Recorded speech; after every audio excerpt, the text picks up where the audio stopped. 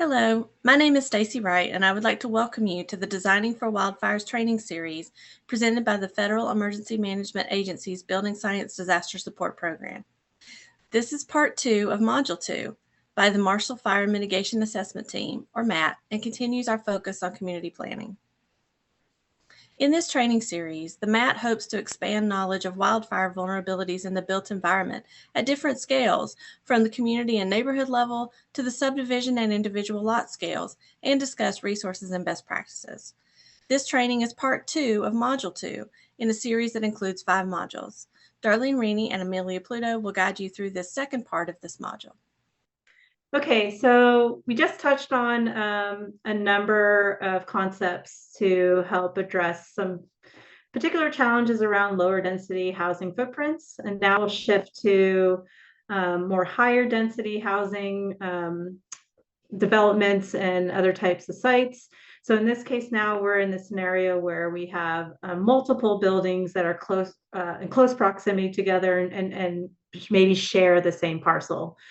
So one type of general strategy for designing these types of higher density developments is to essentially treat the entire development as one building for defensible space purposes. This is a concept that is not uncommon in typical fire safety engineering, where you are, by current codes and standards, permitted to provide fire safety provisions under the similar type of approach. In this kind of concept, if we treat all of the buildings as one, then essentially you would adopt sort of similar defensible space and structural hardening provisions for that kind of like baseline assumption. So for example, if we have a large development that has really high density housing footprint, then defensible space we can provide as for the whole development 100 feet around the entire site. And so this again could consist of various types of multi-purpose planning or uses or land uses. Ideally, if this could be integrated fire-resistant land uses, as well as other types of spatial uses, then you have mutual benefit. So some examples could include the integration of irrigated fruit orchards, other type of irrigated landscaping and green belts, the use of golf courses or other type of recreational use that's well maintained, or even simple things like integrating or introducing roads along the perimeter of a development to provide this inherent fuel break.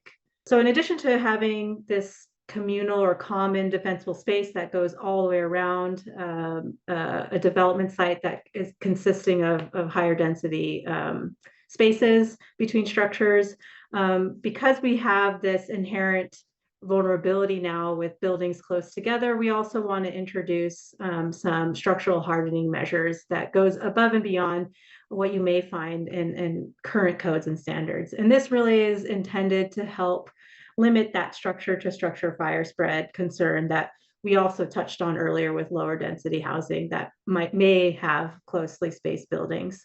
So in general, this slide and the next couple of slides will show a number of different types of structural hardening measures that we would recommend for designers, planners, and architects to include.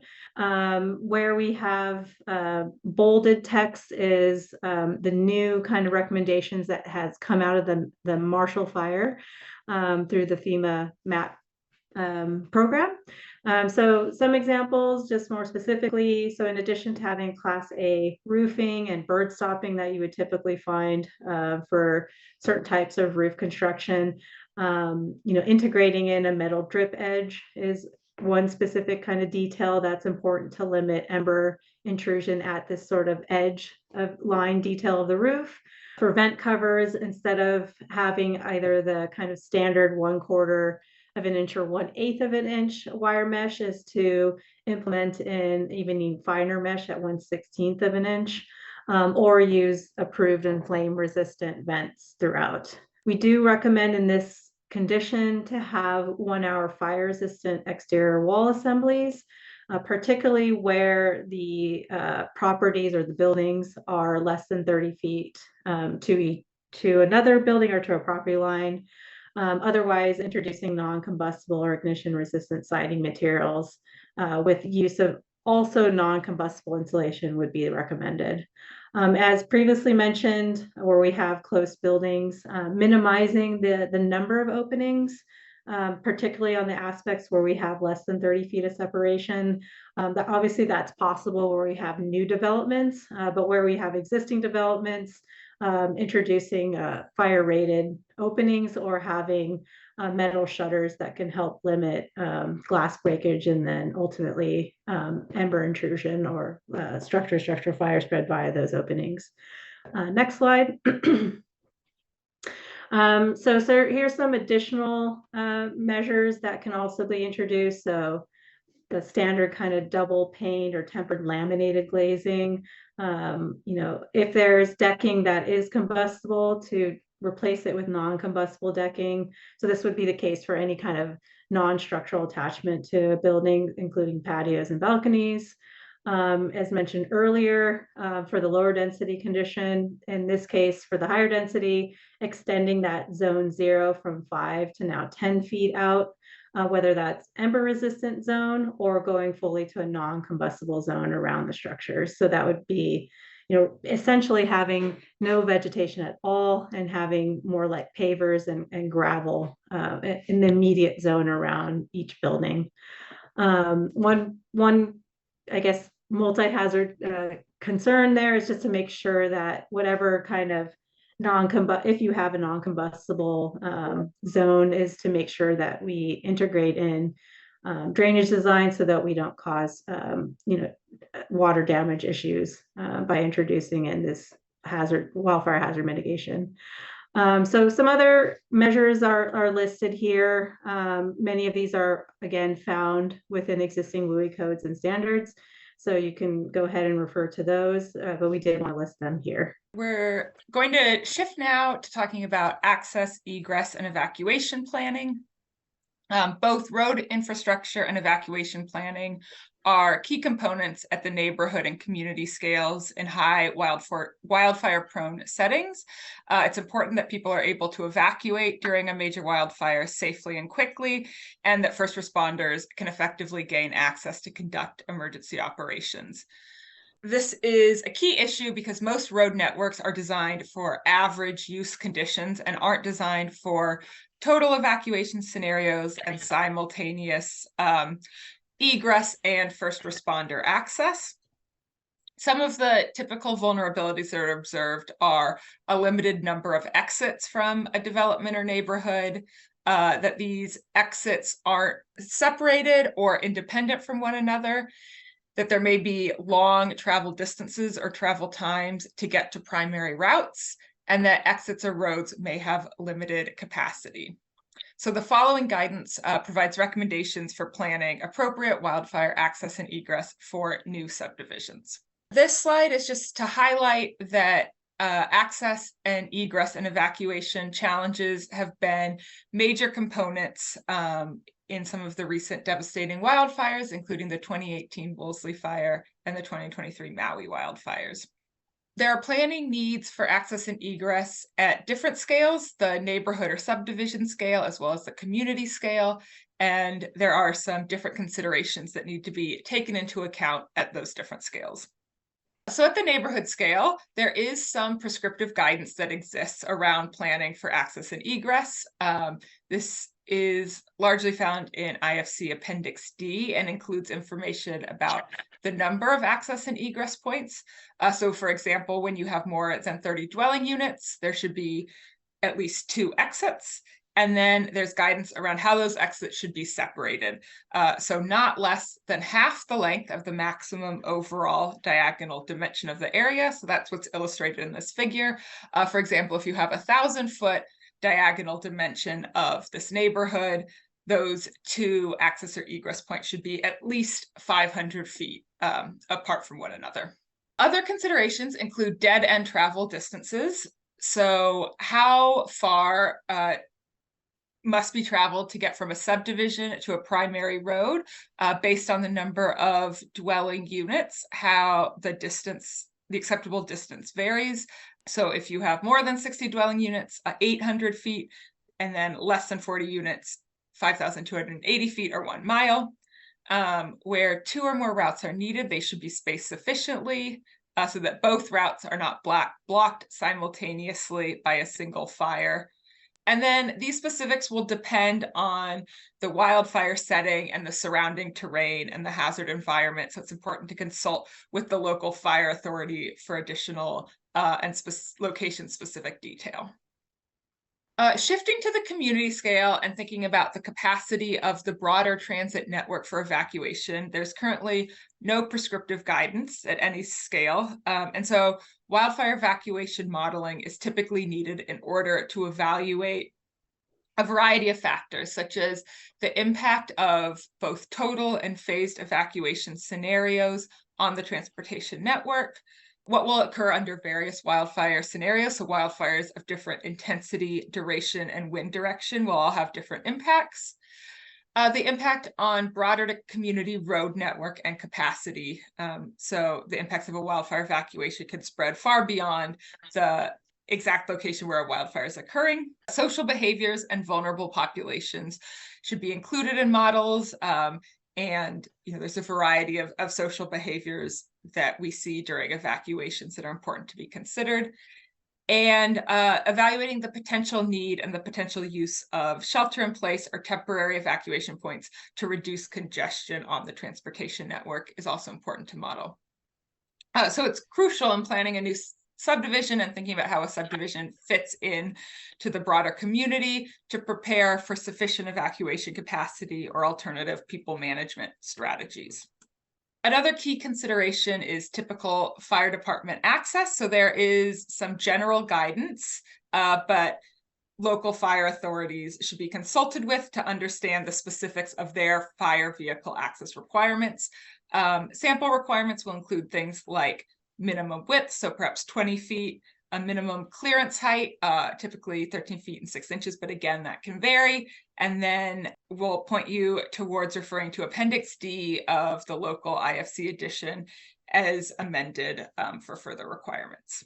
Vegetation management along egress routes is also crucial to reduce roadside fire intensity and limit burnover, and ultimately keep these routes open for use during wildfire evacuations, both for egress and access.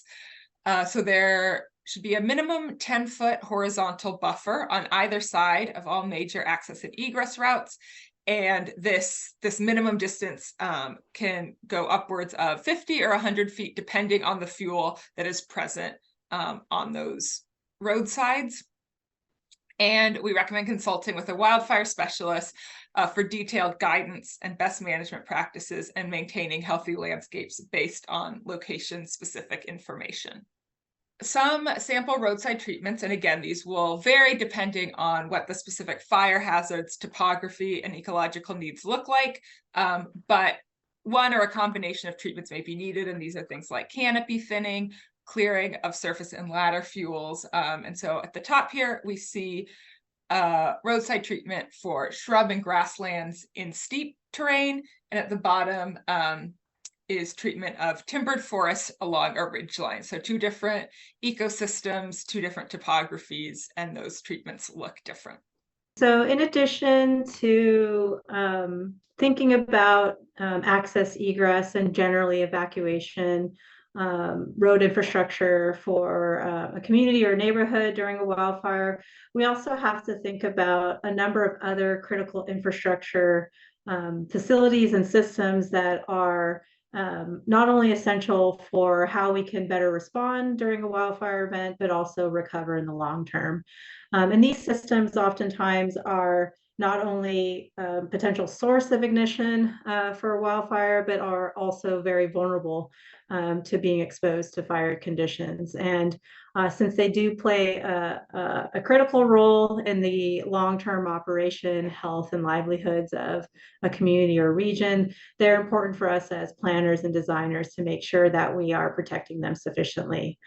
So kind of main critical infrastructure that we're talking about or will touch on for this webinar are related to the electrical utilities and equipment, water resources, as well as communication towers and systems. For electrical transmission and distribution systems, as well as the associated equipment, as mentioned earlier, this particular critical infrastructure can be one of the main sources of wildfire ignitions.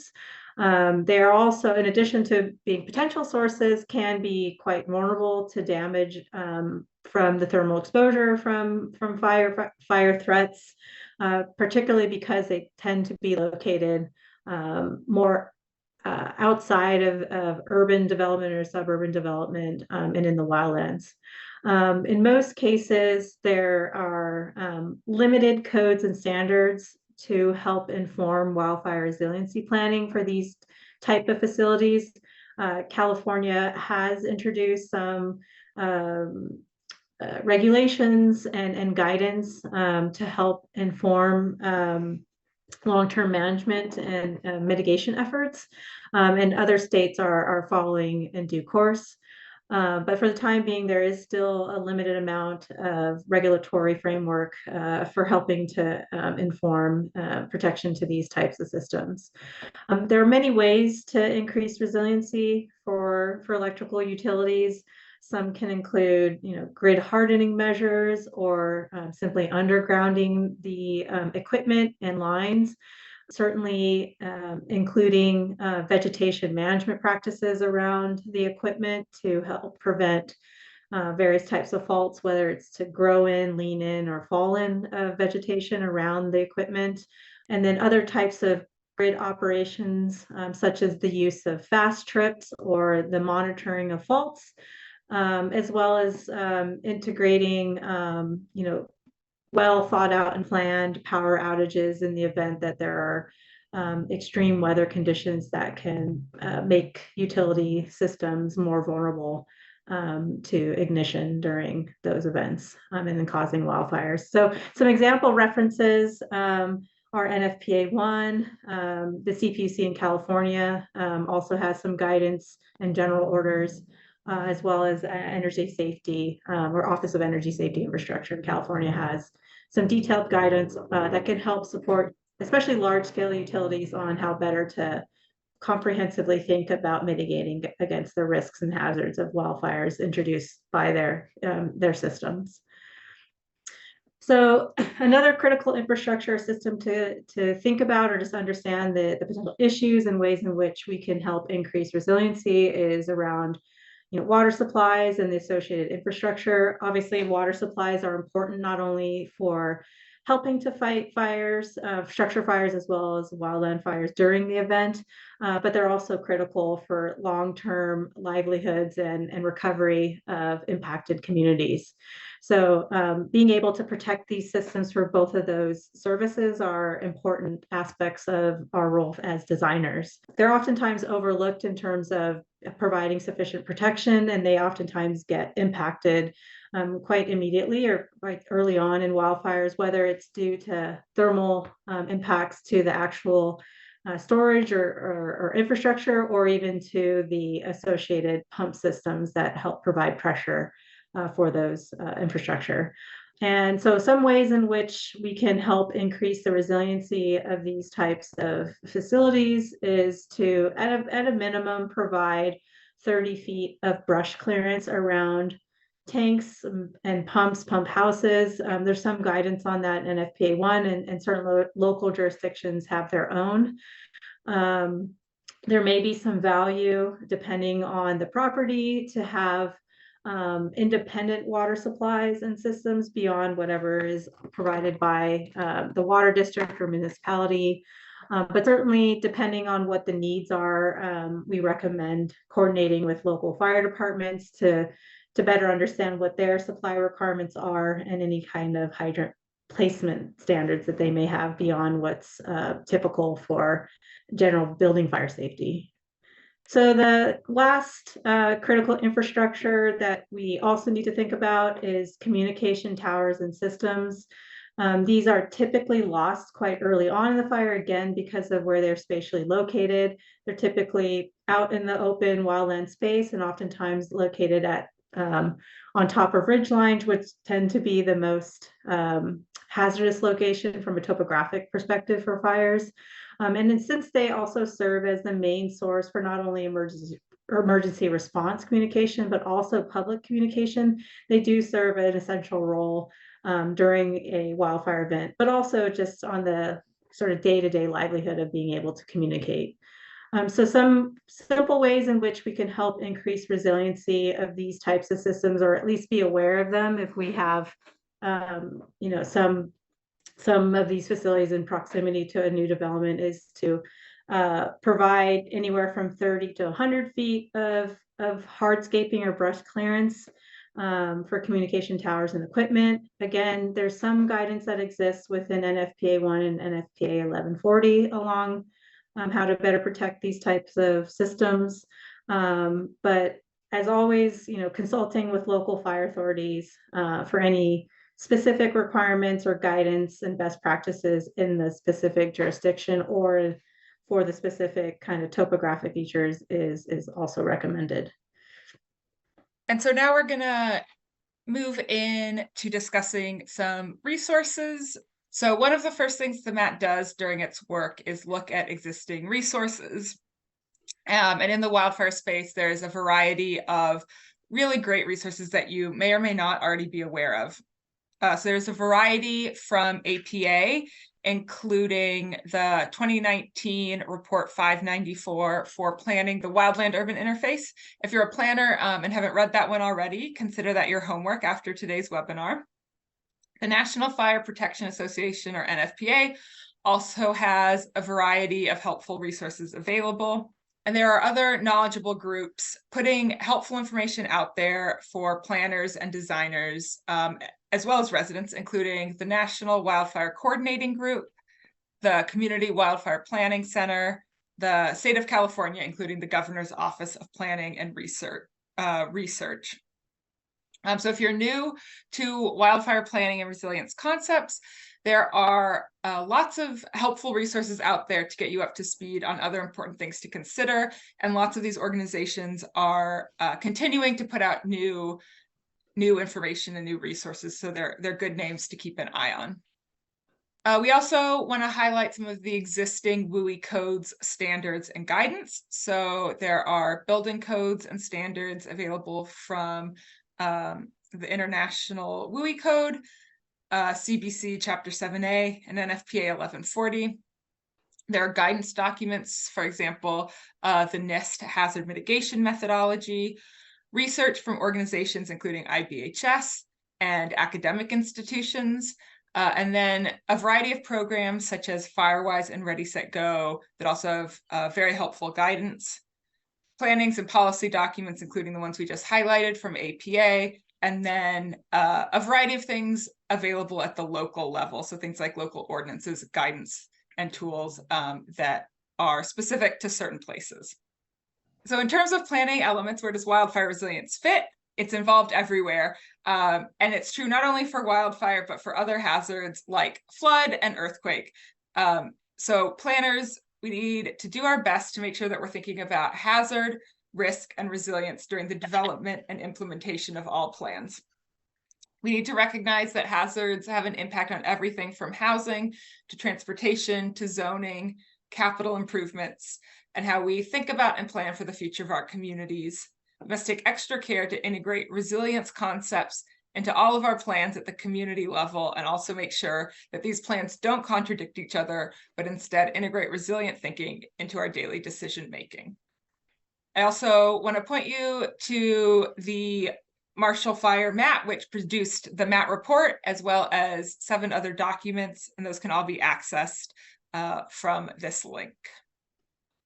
That wraps up Module 2 of the Designing for Wildfires training series presented by the Marshall Fire MAT. Next in the series is Module 3, focused on Wildland-Urban Interface Codes and Standards. On behalf of FEMA's Building Science Disaster Support Program, thank you for taking time to review this module.